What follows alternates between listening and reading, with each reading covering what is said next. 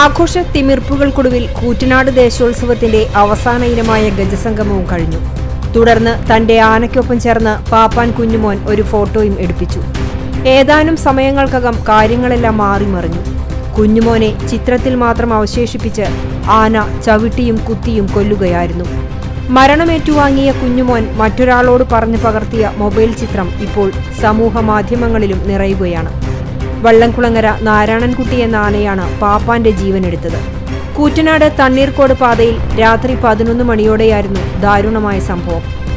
റോഡിലേക്ക് തട്ടിയിട്ട കുഞ്ഞുമോനെ ആന പലതവണ കുത്തുകയും ചവിട്ടുകയും ചെയ്തു. ദാരുണമായ കാഴ്ചയ്ക്ക് സാക്ഷിയാകേണ്ടി വന്നതിന്റെ ഞെട്ടലിൽ നിന്നും ദൃക്സാക്ഷികളിൽ പലരും മോചിതരായിട്ടില്ല.